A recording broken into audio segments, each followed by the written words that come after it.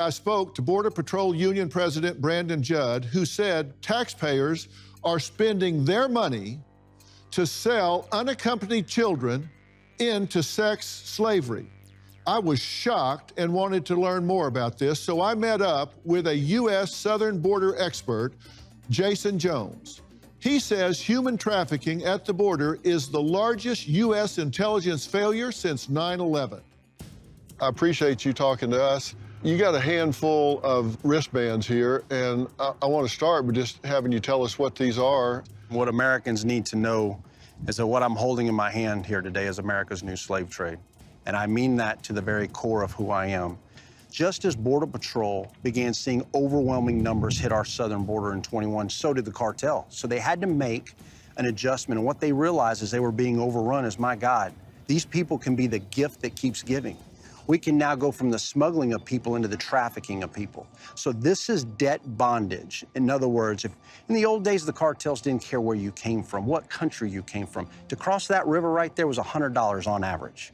But when we got overrun, they said, we can send them throughout the country and we can keep them indebted to us for years, if not decades to come. So they began collecting what we call their personal identifying information. And once they found out their country of origin, where they came from, their mother's name, their father's, their home, their phone number, and then they figured out where they were going, they got a wristband. At the time when this started, it was $2,500 just for a Mexican citizen to cross, $3,000 for a Central American, $5,000 for a Chinese, and if you were Russian or Middle Eastern, $9,000. Well, these migrants didn't have that money, and they knew it. And they began putting these on them. So now here's where we are today. They cross with these wristbands on them, and then we send them throughout the country. They spread a virus of debt bondage where these people, for years, if not decades, are now indebted to a criminal organization in a foreign country who really should be a terrorist organization. Doc, we have never been here as a nation, and this one is from a child. You said it could be as young as a 10-month-old child. I've seen it on a 10-day-old child. A 10-day-old child? Yes, sir. Okay, so if the people that make it across don't pay that indebtedness for the next year, 10 years, or whatever, then their family's going to pay for it, okay? So they're controlling getting this child across the river, and they know the family roots of this child. And what do they do with that information? They hold them hostage. That's exactly right. Not only are they indebted on our side in the United States, but yet their family in the country where they came from can be held accountable.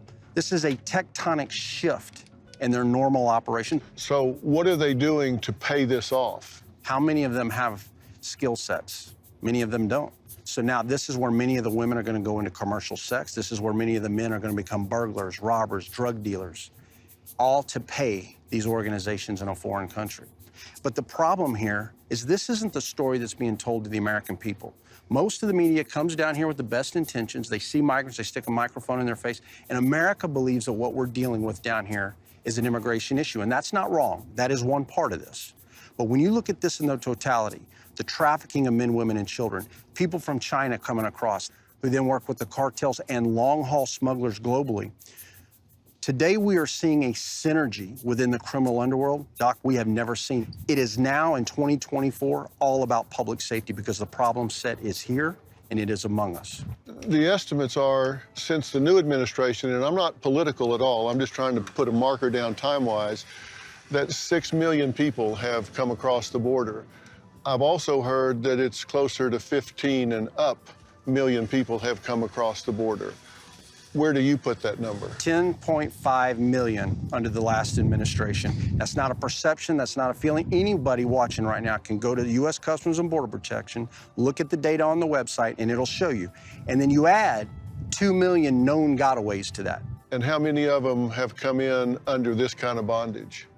We don't know, because only Cartel de Golfo is putting these on these people. When you start working right here, this is Cartel de Este, also known, they operate differently. They don't put these on men, women, and children. I couldn't believe when I saw this as someone that has worked the cartels as long as I have, that the Gulf Cartel was so emboldened that they would literally do this. In the old days, the old guard, they would have killed the young men for doing this. And then if you go down the line and you go to El Paso and you go to Juarez and you see how the Sinaloans there operate along with others, they don't do that. So the answer to your question, and don't let anybody lie to you, is they don't know. And this is the core problem.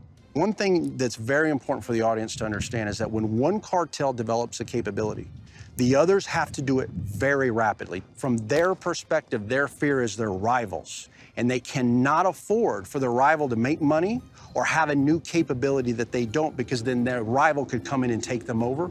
Because all of that real estate that you see behind you, that is prime real estate to the Mexican cartels, and they will fight to the end to hold it. So what's to be done now? How do we root these people out of our culture, out of our communities, out of the United States? Coming up. When the American people see what has been taking place down here and all of the things you and I have talked about that they weren't told about was happening, get ready. America's going to be stunned at what we've allowed here.